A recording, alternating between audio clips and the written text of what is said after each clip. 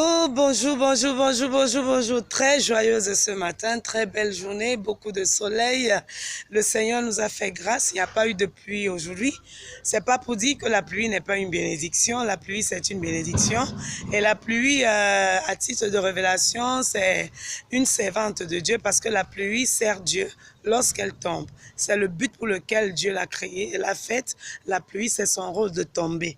Parce que dans certains pays, pendant que nous, on se plaint de la chaleur, il y a des pays où les gens ont besoin de cette chaleur, ou ont besoin de cette pluie.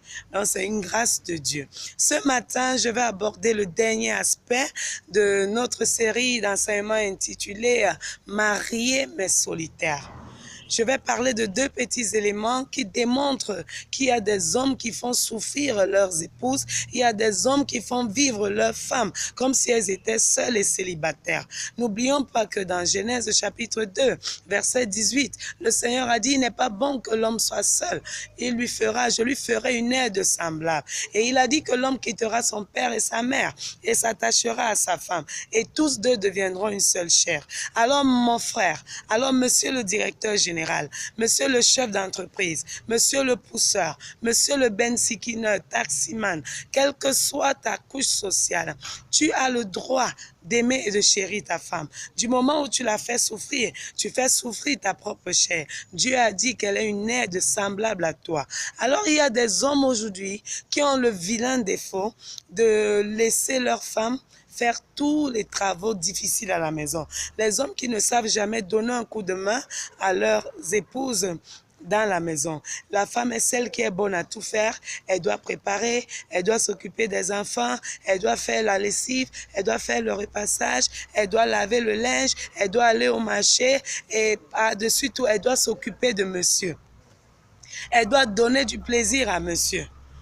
Vous n'allez jamais voir cet homme prendre l'initiative un matin d'aider sa femme à faire le repassage, à faire la lessive. La femme, c'est celle qui est bonne à tout faire. Je t'ai doté, alors tu es là pour ça, tu n'as rien à dire. C'est pas normal. Ta femme n'est pas ton esclave. Ta femme n'est pas ta machine. Ta femme n'est pas ton robot. Tu as l'obligation de l'aider. Ça, c'est le premier aspect. Donc, si tu es cet homme qui a transformé ta femme en esclave, je prie au nom puissant de Jésus que tu changes de comportement et tu commences à te soucier de ta femme. Le deuxième aspect, et c'est le dernier pour clôturer cet enseignement, c'est le cas de l'homme qui ne prie jamais avec sa femme.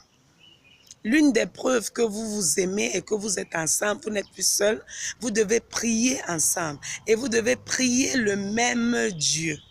Lorsque l'homme et sa femme se mettent ensemble pour élever une prière à Dieu, quelle que soit leur religion, quelle que soit leur dénomination, qu'ils soient catholiques, protestants, pentecôtistes, musulmans, Dieu exauce la prière des couples.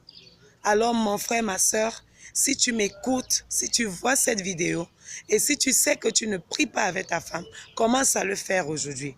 Parce que c'est également une partie de solitude lorsque tu ne pries pas avec ta femme. J'espère que cette vidéo vous a édifié. Je vous invite, je vous exhorte à vous abonner à ma page Facebook, Life Transforming World in Action, et ma chaîne YouTube, Queen Shaloma. Je vous aime, que Dieu vous bénisse.